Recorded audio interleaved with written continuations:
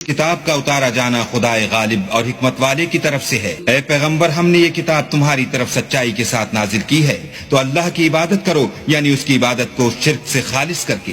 دیکھو، خالص عبادت اللہ ہی کے لیے زیبا ہے، اور جن لوگوں نے اس کے سوا اور دوست بنائے ہیں وہ کہتے ہیں کہ ہم ان کو اس لیے پوچھتے ہیں کہ ہم کو اللہ کا مقرب بنا دیں، تو جن باتوں میں یہ اختلاف کرتے ہیں اللہ ان میں ان کا فیصلہ کر دے گا۔ بے شک اللہ اس شخص کو جو جھوٹا ناشکرا ہے ہدایت نہیں دیتا۔ اگر اللہ کسی کو اپنا بیٹا بنانا چاہتا تو اپنی مخلوق میں سے جس کو چاہتا انتخاب کر لیتا، وہ پاک ہے، وہی تو خدائے یکتا اور غالب ہے۔ اسی نے آسمان اور زمین کو تدبیر کے ساتھ پیدا کیا ہے، اور وہی رات کو دن پر لپیٹتا اور دن کو رات پر لپیٹتا ہے، اور اسی نے سورج اور چاند کو بس میں کر رکھا ہے، سب ایک وقت مقرر تک چلتے رہیں گے۔ دیکھو، وہی غالب اور بخشنے والا ہے۔ اسی نے تم کو ایک شخص سے پیدا کیا، پھر اس سے اس کا جوڑا بنایا، اور اسی نے تمہارے لیے 4 پایوں میں سے 8 جوڑے بنائے۔ وہی تم کو تمہاری ماؤں کے پیٹ میں پہلے ایک طرح، پھر دوسری طرح 3 اندھیروں میں بناتا ہے۔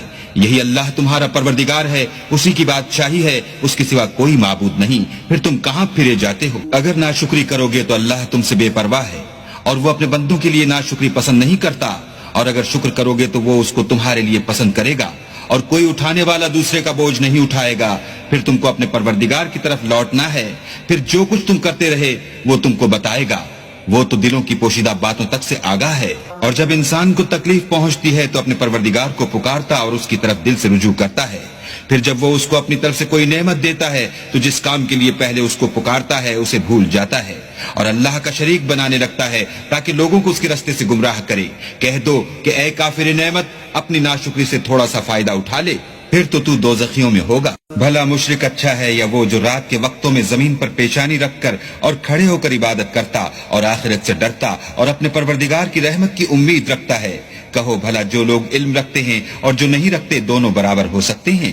اور نصیحت تو وہی پکڑتے ہیں جو عقل مند ہیں۔ کہہ دو کہ اے میرے بندو جو ایمان لائے ہو، اپنے پروردگار سے ڈرو۔ جنہوں نے اس دنیا میں نیکی کی ان کے لیے بھلائی ہے، اور اللہ کی زمین کشادہ ہے، جو صبر کرنے والے ہیں ان کو بے شمار ثواب ملے گا۔